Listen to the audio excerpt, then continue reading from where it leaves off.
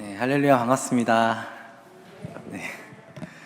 네, 제가 오늘 이렇게 말씀을 나누게 되었다는 게 참 너무 감사하고, 제가 한 주간 계속 체했습니다. 막 너무 긴장해서 그리고 이제 뭘 입고 와야 되나 고민을 많이 했는데, 이제 이 옷이 제가 결혼할 때 입었던 옷이에요. 근데 이제 지금까지 제가 결혼한 지 9년 됐는데, 이 옷을 세 번째 입었습니다.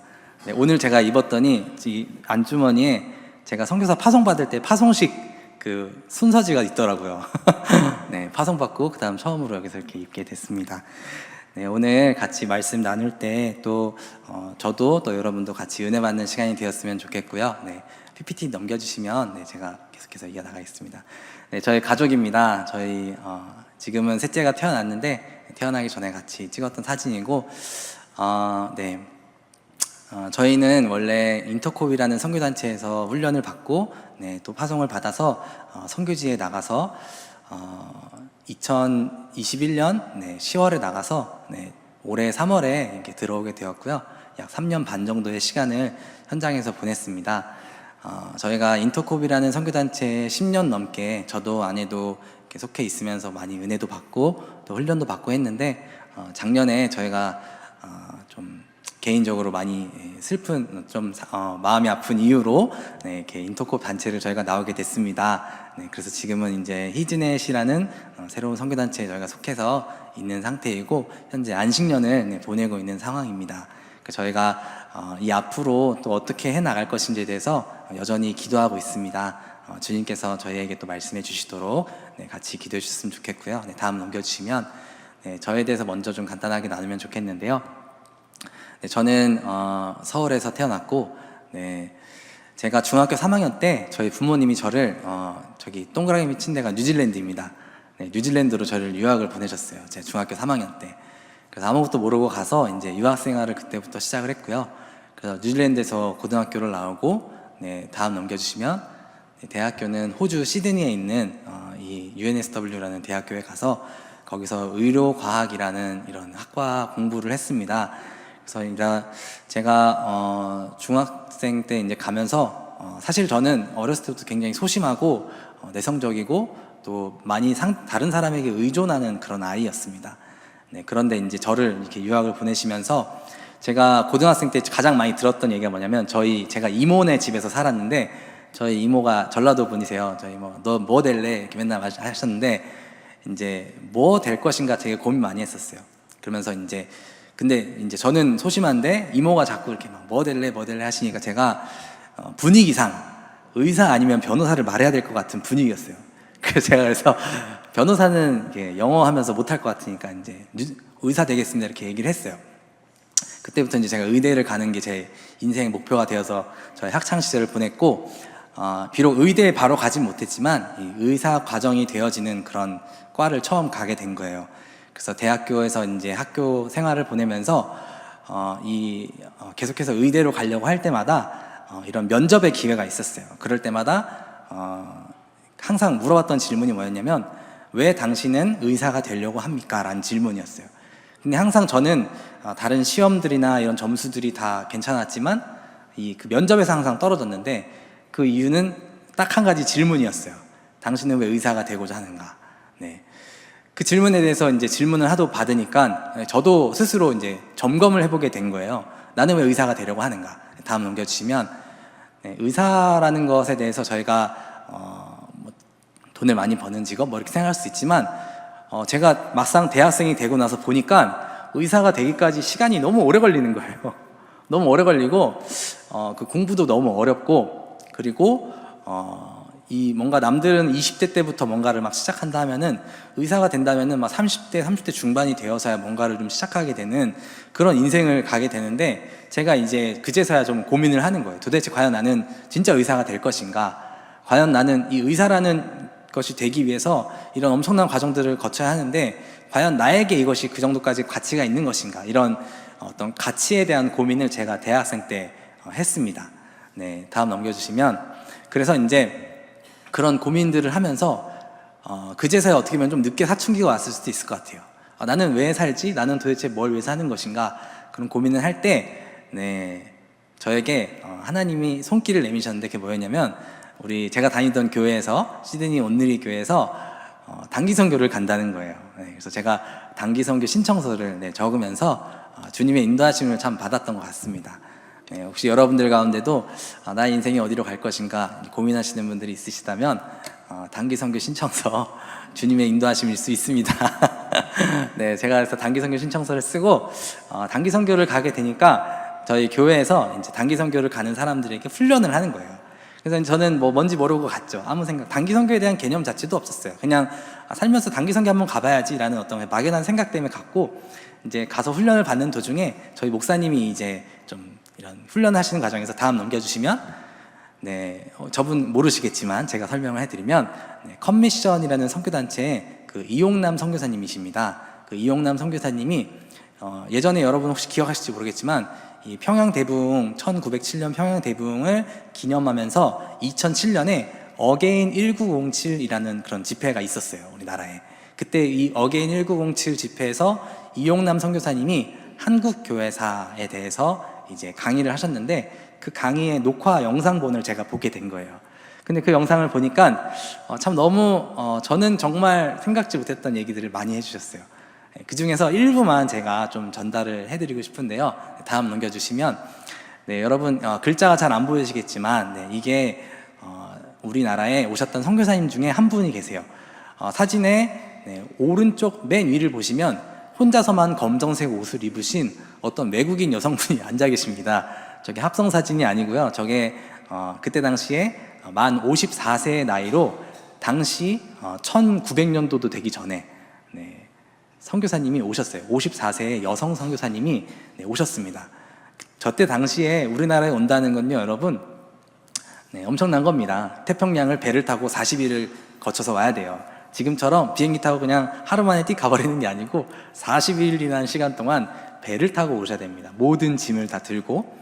그렇게 오셨던 선교사님이 와서 보니까 우리나라에 이 여성들에 대해서 여성들이 교육을 받지 못하는 것을 굉장히 안타깝게 여기셨어요. 그래서 이분이 학당을 차리셨습니다. 학당을 차리시고, 그리고 여자 학생들을 모으려고 하니까 학생들이 모여지지 않는 거예요.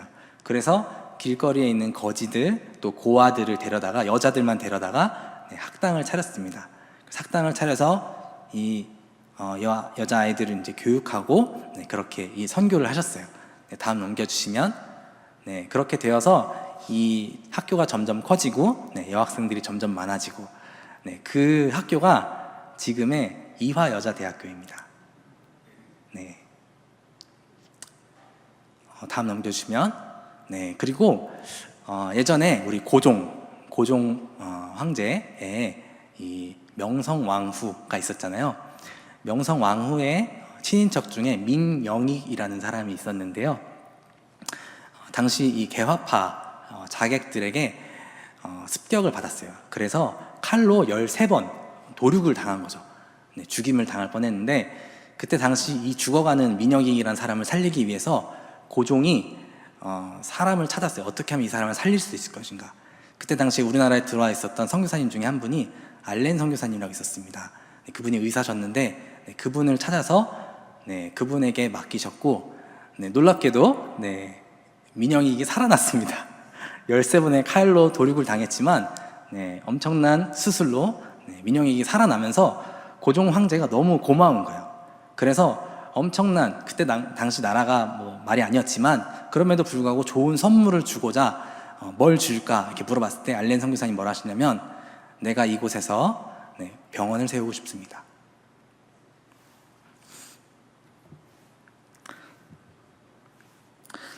그래서 이제 그래서 처음 생겼던 병원이 죄송합니다. 광해원이라는 병원입니다. 은혜를 널리 전파하는 그런 뜻을 담은 광해원. 그리고 점점 병원이 커지면서 나중에 이름이 바뀌었어요. 고종의 이름을 바꿔줬습니다. 재중원. 중생을 구제하라.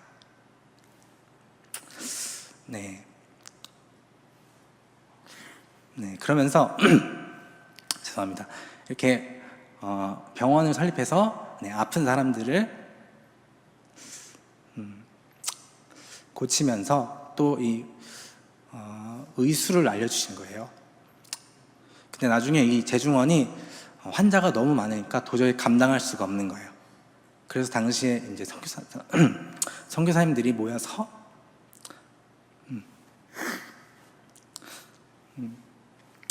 선교사님들이 모여서 미국에 있는 한 부자를 만나게 됩니다. 도와달라고.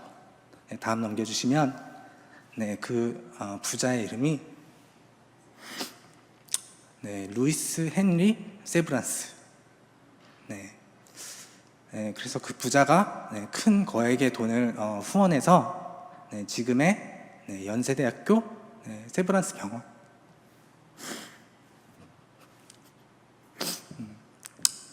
네. 죄송합니다. 네, 그렇게 이렇게 이런 네. 그리고 그런 선교사님들이 다른 무엇보다 어떤 그런 교육 선교 또 의료 선교 이런 것들이 있었지만, 다음 넘겨주시면, 네, 무엇보다 네, 무엇보다 우리나라 곳곳에 이런 네, 교회들을 세웠습니다. 네. 네, 저는 어렸을 때부터 참 신기하게도 제가 어렸을 때부터 네, 특이하게 장로교 통합측 교회만 다녔어요.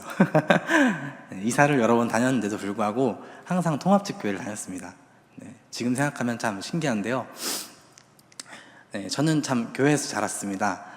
제가 어렸을 때 저는 원래 교회를 다니지 않았는데 저희 어머니가 너무 살기 힘드셔서 우리 애들만큼은 이 지옥 같은 집에서 구원하리라 생각하시면서 본인이 교회를 다니시지 않으셨지만 네, 자녀들을 교회를 보내셨어요. 네, 그래서 저희가 이제 처음으로 교회를 가게 됐고, 그때부터 이렇게 교회에서 다니면서 참 제가 참 지금 제가 이름도 기억이 나지 않는 많은 선생님들과 집사님들 뭐 이런 분들이 많이 계셨어요. 제가 사실 그 아까 전에 얘기했던 이용남 선교사님의 이 강의를 들으면서 제 마음 가운데 가장 크게 부어졌던 게 뭐냐면 네, 고마움입니다.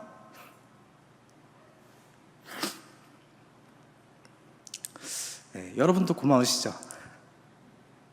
네, 네, 고마움이었습니다. 고마움. 그러면서 마음이 들면서 또 하나 들었던 생각이 뭐냐면, 감정과 생각이 따로 노는 거예요. 내가 왜 고마워하지? 라는 생각이 드는 거예요. 150년 전에 오셨던 선교사님들, 뭐 저랑은 아무런 관련이 없잖아요. 그분들이 저한테 직접적으로 뭘 잘해주신 게 아니었는데 그분들은 이미 돌아가셨고, 네. 근데 저는 되게 고마운 거예요, 그분들한테. 그래서 왜 내가 이분들한테 고마워하고 있지? 이런 마음이 많이 들었습니다. 네. 그러면서 제 대학생 때 고민이 뭐였냐면, 과연 무엇이 가치 있는 삶인가? 이게 제 질문이었어요, 항상. 근데 그걸 깨달은 거예요. 정말 이게 가치 있는 거구나. 내가 선교사가 되어서 이렇게 선교를 하면 참 그것만큼 가치 있는 일이 없구나. 뭐 제가 한 번 살면서 뭐 모르겠어요. 그럴 만한 능력이 있는지 모르겠지만 엄청난 만약에 부를 쌓는다 하더라도 별로 가치가 없을 것 같은 거예요, 저는. 네. 근데 저한테 있어서 정말 가치 있는 거는 이런 누군가가 나를 통해 예수님을 만날 수 있고 나를 통해서 예수님의 십자가의 헌신을 볼 수 있는 거라면 참 그게 너무 가치 있겠다는 생각이 저는 많이 들었습니다. 네, 그래서 이렇게 그때 이렇게 참 선교의 마음을 품고 제가 선교사가 되었어요. 네, 그래서 다음 넘겨주시면 말씀을 좀 같이 봤으면 좋겠는데요. 네, 오늘 아까 읽었던 말씀입니다. 우리는 그리스도 때문에 어리석으나 너희는 그리스도 안에서 지혜롭고, 우리는 약하나 너희는 강하고, 너희는 존귀하나 우리는 비천하여. 이 말씀을 보는데 참 우리나라에 오셨던 선교사님들 생각이 많이 나더라고요.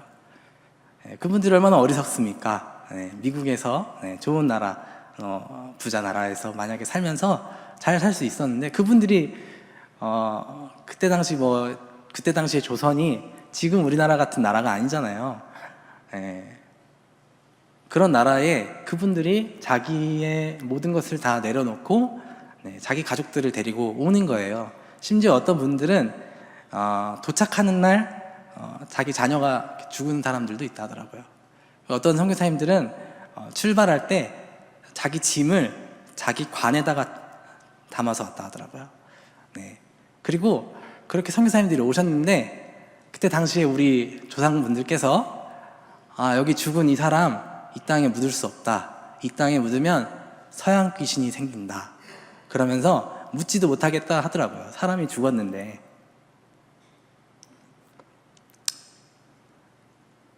네. 이 시각까지 우리가 줄이고 목마르고 헐벗고 매맞고 정처가 없고 수고하고 손으로 일을 하고 모욕당하고 박해를 받고 근데 사실 여러분 선교사님들이나 뭐 당시에 우리 사도들이나 왜 저렇게 했을까요? 왜냐면 사실은 예수님이 먼저 그렇게 하셨습니다. 예수님이 가장 어리석게 하나님이신 분이 자기의 하나님과 동등됨을 취할 것으로 여기지 않으시고 종의 형체로 우리 가운데 오신 겁니다. 그분이 약하셨기 때문에 우리가 강할 수 있었고 그분이 비천하여졌기 때문에 우리가 존귀할 수 있는 거잖아요. 그분이 우리 때문에 줄이고 목마르고 헐벗고 매맞고 수고하시고 모욕당하고 박해당하고 다음 넘겨주시면 비방도 받으시고 그런 과정을 통해서 뭐였을까요? 다음 넘겨주시면 15절에서 바울도 자신 있게 얘기하죠. 내가 복음으로 너희를 낳았다. 내가 너희의 아버지다. 그죠?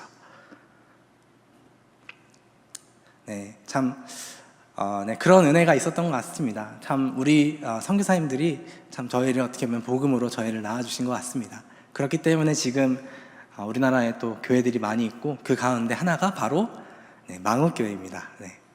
다음 넘겨주시면 그래서 그런 선교에 대한 마음을 가지고 저희가 갔던 지역에 대해서 간단하게 또 나누고 싶은데요. 사실 나누고 싶은 게 더 있지만 굉장히 생략해서 좀 나누도록 하겠습니다. 저희는 앞에 보이시는 지도가 러시아 지도입니다. 이 러시아의 엄청난 광활한 영토 가운데 저희가 살았던 곳은 저 빨간색으로 표시한 왼쪽 아래에 있는 지역인데요. 이쪽을 카프카즈 지역이라고 합니다. 혹은 코카서스라고 합니다.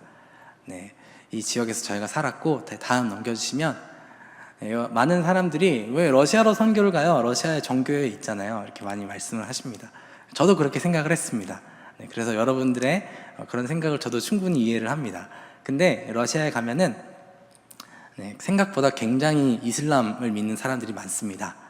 무슬림들이 많고 러시아에 있는 어떤 이슬람 학자 그런 사람은 뭐라 하냐면 2034년이 되면 현재는 러시아 인구의 이슬람의 그 퍼센티지가 15% 정도 된다고 하는데 이제 10년 정도 뒤가 되면 30%까지 오를 것이다라고 그렇게 얘기를 합니다. 그 지역에 이슬람을 믿는 사람들이 집중되어서 살고 있는 지역 중에 다게스탄이라는 곳이 있습니다.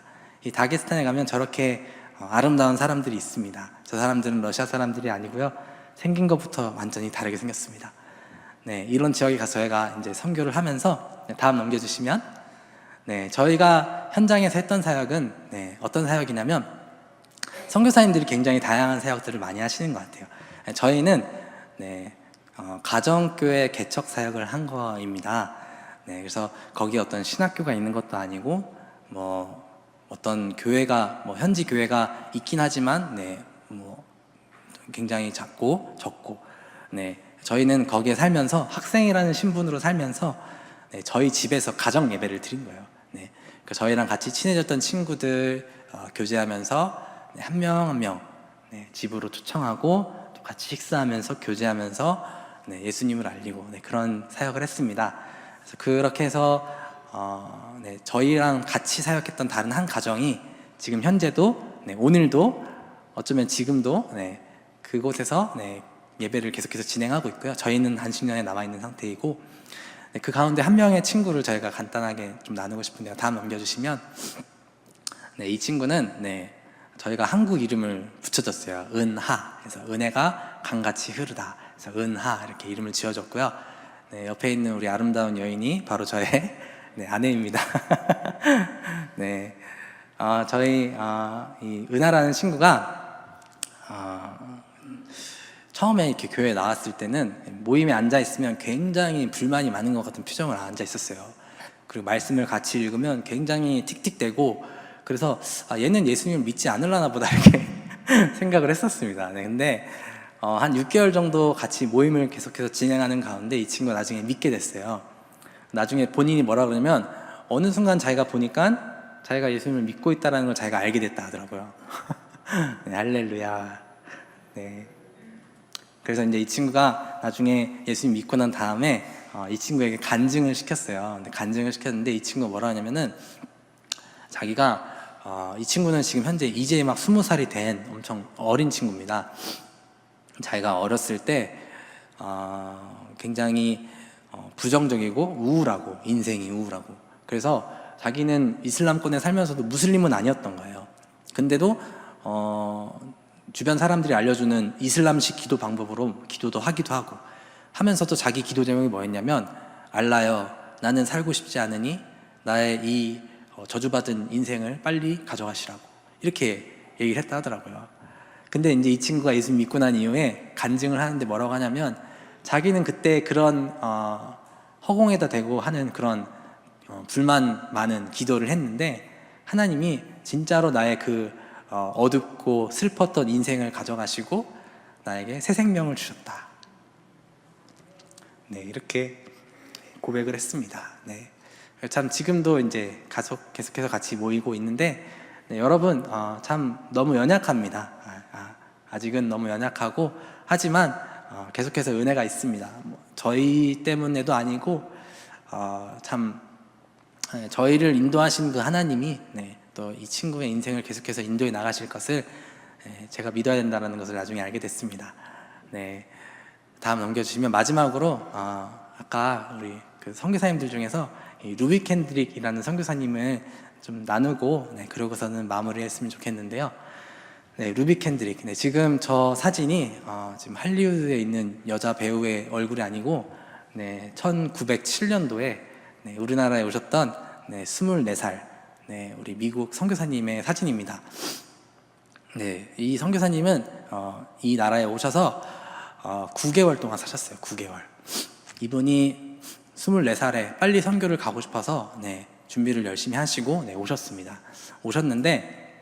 오셔서 영어 선생님으로 또 사역하시면서 또 교회 개척하시면서 과로로 쓰러지셨다고요. 과로로 쓰러지시고 나중에 또 맹장이 파열됐다고 하시더라고요. 그러면서 쇼크사로 돌아가셨습니다. 9개월 만에. 9개월 만에 오셔서 돌아가셨고, 근데 이분이 돌아가시기 전에 마지막으로 썼던 편지가 있다고 해요. 다음 넘겨주시면 편지가 있는데 글씨가 잘 안 보이네요. 제가 이걸 읽어드리고 싶었는데 제가 잠깐 읽도록 하겠습니다. 아버지, 어머니, 이곳 조서 땅은 참으로 아름다운 곳입니다. 모두들 하나님을 닮은 사람들 같습니다. 선한 마음과 복음에 대한 열정으로와 아마 몇십 년이 지나면 이곳은 예수님의 사랑이 넘치는 곳이 될 것 같습니다. 복음을 듣기 위해 20km를 맨발로 걸어온 어린아이들을 보았을 때 그들 안에 있는 하나님의 사랑으로 오히려 위로를 받습니다. 그러나 한쪽에서는 탄압이 점점 심해지고 있습니다. 그저께는 예수님을 영접한 지 일주일도 안 된 서너 명이 끌려가 순교를 당했고, 토마스 선교사와 제임스 선교사도 순교당했습니다. 선교 본부에서는 철수하라는 지시가 있었지만 대부분의 선교사들은 그들이 전도한 조선인들과 아직도 숨어서 예배를 드리고 있습니다. 그들은 모두가 순교할 작정인가 봅니다. 오늘 밤은 유난히도 고향으로 돌아가고 싶습니다. 외국인을 죽이고 기독교를 증오한다는 소문 때문에 부두에서 저를 끝까지 말리셨던 어머니의 얼굴이 자꾸 제 눈앞에 어른거립니다. 아버지, 어머니, 어쩌면 이 편지가 마지막일 수도 있습니다. 제가 이곳에 오기 전 뒤뜰에 심었던 한 알의 씨앗이 이제 내년이면 꽃으로 활짝 피겠죠. 그리고 또 다른 씨앗을 만들어내겠죠. 저는 이곳에 작은 씨앗이 되기로 결심했습니다. 제가 씨앗이 되어 이 땅에 묻히게 됐을 때 아마 하나님의 시간이 되면 조선 땅에는 많은 꽃들이 피고 그들도 여러 나라에서 씨앗이 될 것입니다. 저는 이 땅에 저의 심장을 묻겠습니다. 바로 이것은 저의 조선을 향한 열정이 아니라 하나님의 조선을 향한 열정이라는 것을 알게 되었습니다. 아버지 어머니 사랑합니다. 네. 네. 네, 다음 넘겨주시면, 네, 우리 루비 켄드릭 선교사님의 네, 묘지는 지금 양화진에 가면 있다고 합니다. 그 묘비에는 네, 이렇게 영어로 새겨져 있는데요. 이 뭐라고 써 있냐면, 나에게 1000개의 목숨이 있다 하면 그 모든 것을 다 조선에 주고 싶다라고 적혀 있습니다. 네, 이분의 이분이 돌아가신 그 소식을 네, 들으시고 또 이 묘비에 적힌 저 문구를 보고 네, 미국에서 더 많은 선교사가 왔다고 합니다. 네, 어쩌면 정말 이 루비 켄드릭 선교사님 편지에 적은 것처럼 루비 켄드릭 선교사님이 네, 하나의 씨앗이 되어서 우리 땅에 묻히셨기 때문에 또 저희가 저와 같은 사람이 또 선교사가 되어서 네, 다른 나라로 갈 수 있는 것 같습니다. 정말 오늘 제가 말씀을 준비를 하면서 그런 마음이 들었습니다. 하나님의 그 마음이 여전히 불타오르고 있고 또 하나님께서 이 망욱교회를 통해서도 그분의 일을 계속해서 이어나가길 원하신다는 마음이 들었습니다. 그래서 여러분들께서도 같이 기도하시면서 또 이 교회를 통해서 더 많은 선교의 문들이 또 열리고 또 저희가 섬김 받았던 것처럼 또 다른 많은 민족들에게 그런 동일한 섬김으로 또 베풀 수 있는 그런 저희가 되면 참 좋겠습니다. 이 시간